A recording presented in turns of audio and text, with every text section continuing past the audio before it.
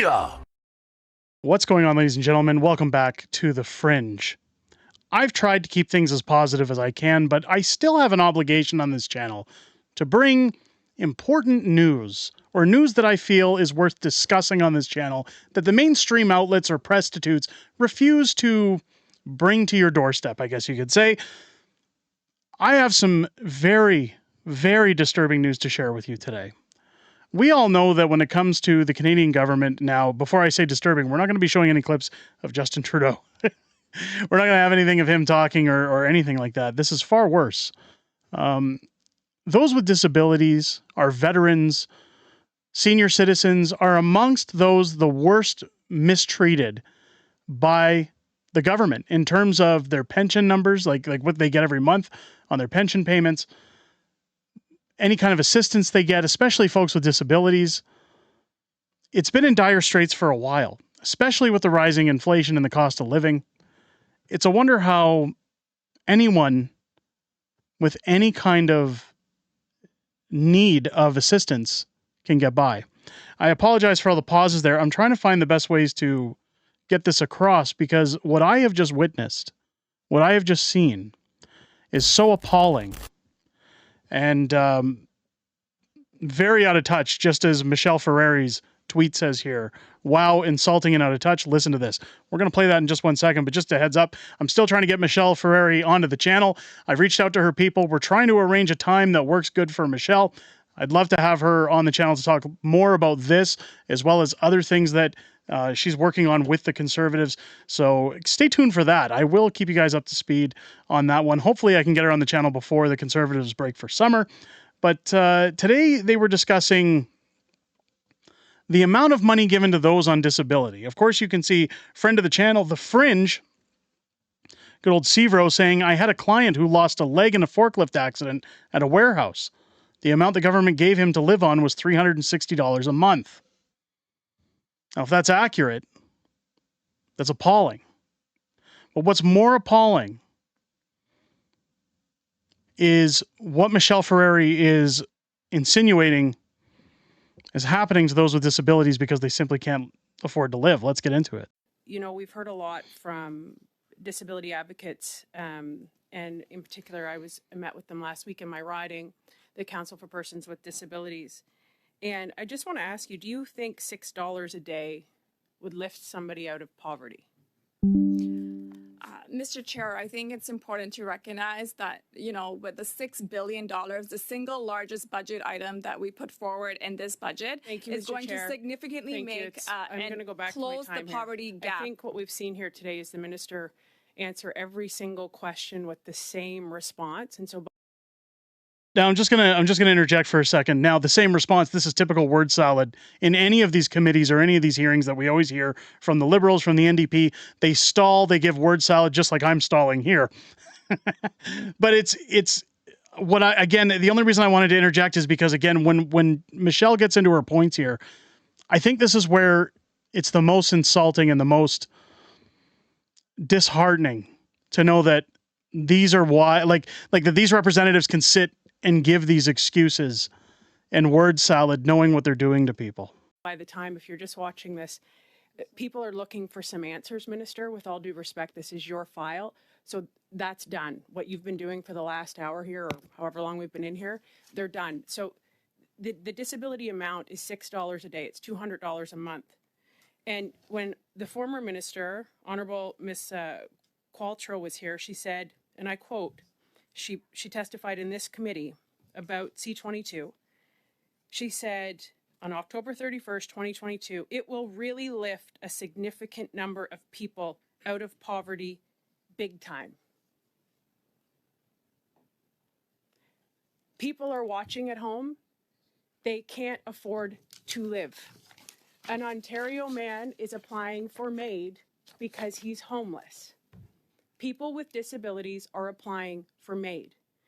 Give Canadians some answers here today that have been asked around this table multiple times. Do you think $6 a day is going to lift people out of poverty, or was your former minister wrong? Mr. Chair, I think it's really important that my honorable colleague, and I think all individuals underscore the fact that first and foremost, $6 billion that we have put forward that is going to support more than 600,000 individuals with the $2,400 tax-free per year for an individual with disability is not insignificant. Okay. And I think it's also Mr. important Chair, that the member of the... I think it's important, Mr. Chair, that I get the same amount of time. You're that not answering the question, so it is my time. It is the members' time. I'm going to tell you the story that the two folks in my riding shared with me of how they describe what you've given them. And I want you to answer what they said. The Liberal NDP government, to them, these are their words, it's like a trust exercise. And you told them you were going to catch them, a game that you play with somebody when you say, fall back into my arms and I'll catch you.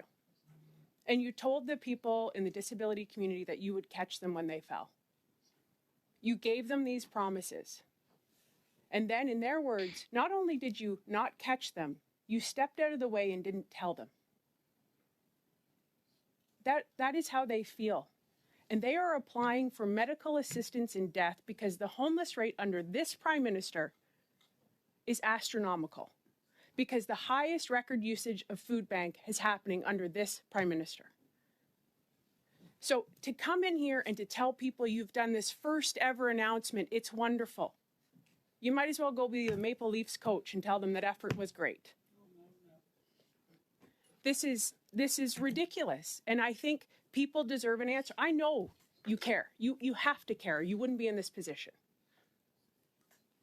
But people are genuinely applying for medical assistance in death because they cannot afford to live. And you're sitting here telling them $6 a day is significant.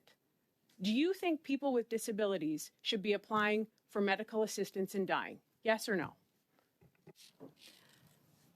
Mr. Chair, when it comes to medical assistance in dying, I think we all recognize that that's a very personal choice for individuals, and I think it's also actually really according important. to this it is man, a very personal choice. It's not personal because I'll read to you what he wrote, Mr. Chair, if I can. I don't want to die, but I don't want to be homeless more than I don't want to die. This isn't a choice. They don't want to. This isn't, they're terminally ill. They have no money. They have no housing. They have no food. Do you agree with that as the Minister for Inclusion and Diversity? Mr. Chair, since I remember I got elected in 2015, we as a government has put many progressive benefits to support Canadians, including persons with disabilities. So I'm almost... Michelle cuts it off right then and there because the reality here, the reality is absolutely appalling and disgusting that a Liberal government would sit here while putting free tampons in men's washrooms and talking about the measly portions of lunches that they're going to give to kids around at schools simply because they've caused a problem, they're providing a solution, that they're going to shortchange those with disabilities to the point that they're asking for medical assistance to fix their problems. I'm going to leave you with a little bit of a fun fact here. Not really fun, but one that you should really consider here. Canada has committed mass genocide. And they've done it in numbers that are astronomically insane. In 2022, there were 13,241 made provisions in Canada, bringing the total number of medically assisted unalivings in Canada since 2016 to 44,958. In 2022, the total number of provisions increased by 31% from 2022 over to 2021, compared to the 32.6% in 2020. Now, keep in mind, those are 2022 numbers, meaning more people than 44,000 have requested and undergone this horrendous procedure for multiple reasons. I'm not going to say it's all because of the government.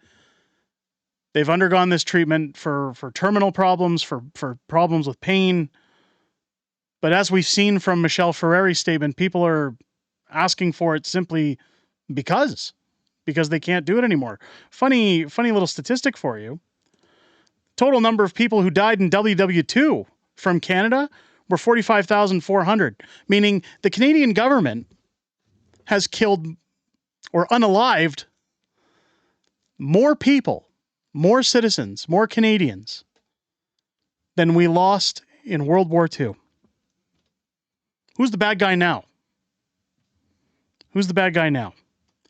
This is, on a global scale, disgusting. I've said it many times. I'm proud to be Canadian. I'm ashamed of my government.